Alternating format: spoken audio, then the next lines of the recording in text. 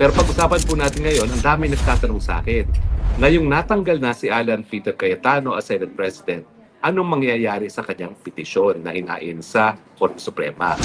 Well, unang-una po kahit naging legal na Senate President ngayon si Win Gatchalian, may issue pa rin. Sino yung mga totoong Senate President, totoong liderato mula noong di umano ay ginawa nilang acting Senate President si Win Gatchalian, no? Hanggang doon sa panahon na nakakuha nga siya ng 13 na boto.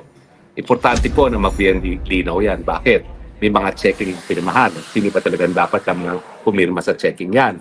Unang-una, no? Pangalawa, sino ba talaga mga naging chairman ng committee, no?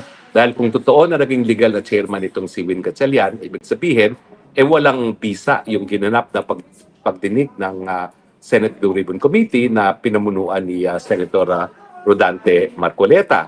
Ano ang importansya niyan? Well, nagdemanda po kasi napakadaming tao laban doon sa mga Brave 18 Marines at yung kaso ng libel laban sa kanila, depende nga yan kung legal yung naging investigasyon ng Blue Ribbon Committee sa ilalim pa ni Rodante Marcoleta, no, sa napamumuno ni Alan Peter Cayetano. At bukod pa dyan, siyempre, malaman natin, tama ba yung sinasabi ng Win Gatchalian na yung Avellino versus Cuenca ang legal na basehan nila para sila maging legal na acting Senate President at naging acting hindi lang acting, no? Kundi yan din yung legal na basehan kung paano at bakit nila sinasabing napalitan ni Tulfo itong si Pia Cayetano bilang chairperson ng Senate Blue Ribbon Committee. Now, totoo po na kinakailangan ma-resolve yung mga issue na yan. Ang problema po, ang Korte Suprema, dahil sila po ay mga walang mandato, sila ay appointed lang ng presidente, hindi gaya ng mga senador at mga congressman na pinuboto ng taong bayan, meron silang tinatawag na judicial prudence, no? Na hanggat maaari, hindi nila paghihimasukan yung mga gawain ng mga tao na mayroong mandato galing sa taong bayan. Kaya nga, may mga pagkakataon na miski dapat nagdedesisyon kaagad, hindi sila nagdedesisyon. Ito po yung nangyari doon sa nauna na nga petisyon ng final na isang public school teacher na nagsasabi na ideklara na legal itong sila Win Gatchalian, no? Ang sabi ng korte, walang standing. Kasi nga, ayaw ng korte maghimasok. Dahil sa totoo, gaya ng sinabi ko doon sa nauna nating broadcast, sa totoo lang kami, nung panahon ni Chief Justice Davide, na si Chief Justice Davide ang ini-impeach, kami nagsampa ng kaso para pigilan yung proseso, nagwagi kami. Ang sabi ng Korte Suprema, pinagbabawal yung impeachment complaint na hinain nila Deputidoro laban kay Hilarion Davide.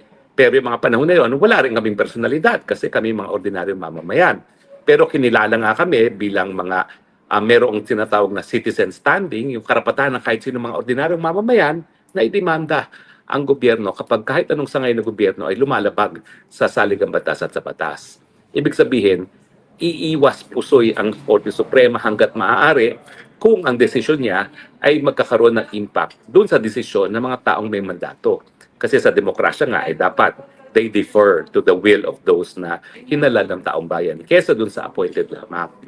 Pero alam niyo po, maski ang mga mahistrado ay walang mandato galing sa taong bayan, ang kanilang katungkulan naman ay itagulod ang pinakamataas na batas sa ating bayan, yan ang ating saligang batas.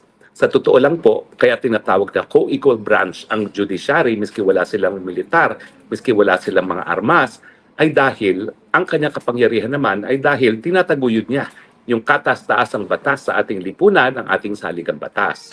Kaya hindi dapat na palagi na lamang na mag-exercise ng judicial prudence ang ating Korte Suprema, lalong-lalo na kung ang isang bagay ay una, transcendental importance. Kapag talagang napaka-importante ng issue at sa tingin ko naman ang Korte Suprema ay nagiging consistent na yung usapin kung ano talaga ang proseso na nakasaad sa saligang batas ay isang issue na involving transcendental importance.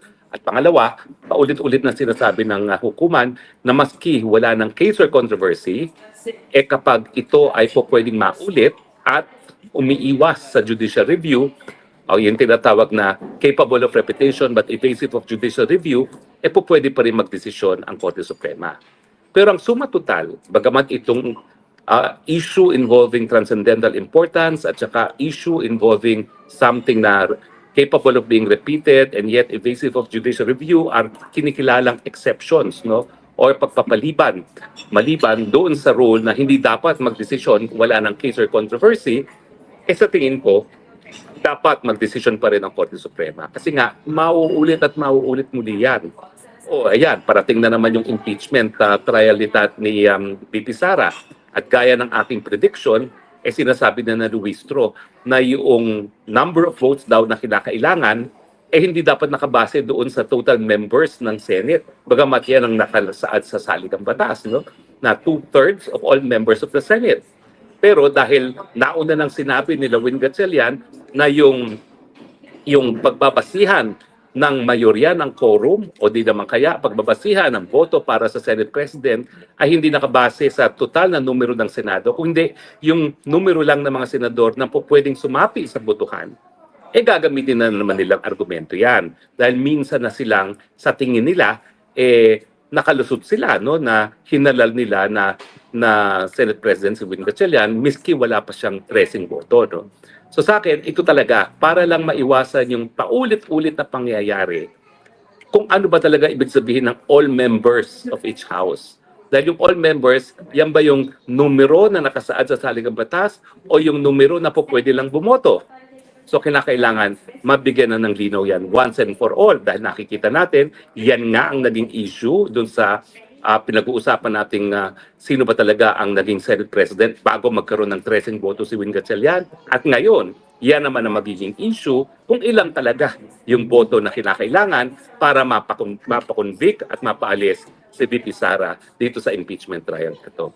So by and large, sa totoo lang, umiiwas ang korte sa kahit anong collision course sa Kongreso dahil ang mga congressmen at saka pati na rin ang presidente merong mandato galing sa taong bayan.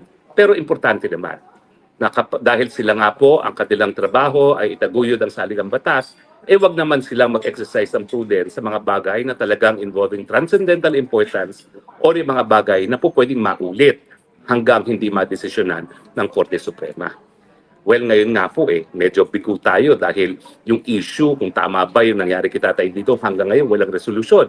And yet, mukhang nauulit ng muli. Dahil ayan na naman si Bato de la Rosa na sinasabi na wanted ngayon ng ICC, no? Pero hindi nga natin alam kung ano magiging desisyon ng Korte Suprema na kung po pwede ba talaga silang mapadala sa The Hague na hindi dumadaan sa lungkad na hukuman. Gayong Article 59 ng ICC nagsasabi na kinakailangan talagang dumaan. O pagkatapos kay Bato de la Rosa, ayan na naman si Bongo. Na di umano, meron na rin daw warrant of arrest. Pero ako po, wala pa rin akong konfirmasyon na nakukuha na merong warrant of arrest si Bongo. At ako naman po kasi, meron tayo mga sources, no, parehong sa The Hague at saka sa Pilipinas na nakapagsasabi. Ang katunayan po, nagtanong ako pero walang sagot. Kaya hindi ko po alam kung totoo yung balita kung meron na talagang warrant of arrest si Bongo. Pero yung kasong nakabinbing po na sinampa namin, para kay Tatay Digong at yung petition mismo na hinahawakan ko para kay Congressman Pulong Duterte, sana po madesisyon na para magkaroon na ng kasagutan. Kung tama ba na ipadala sa The Hague na hindi dumadaan sa lungkad na hukuman ang isang Pilipino. At syempre, yung mas importanteng issue, kung meron pa bang jurisdiction ng ICC, ngayong bumitiw na tayo sa pagiging miyembro ng ICC. Well, sana po meron kayong natutunan kahit pa paano dito sa maikling Spokes Hour natin. Pero tuloy na naman po ang lamierda namin sa aking mga bisita. So for now, ito po yung Spokes ng Bayan. Nagsasabi, thank you. Maraming salamat sa inyong patuloy na pagtangkilik at tiwala. At gaya na aking palaging sinasabi, I love you, Philippines. You're the only country that I have. You're the only country that I will love. God bless the Philippines and bye for now.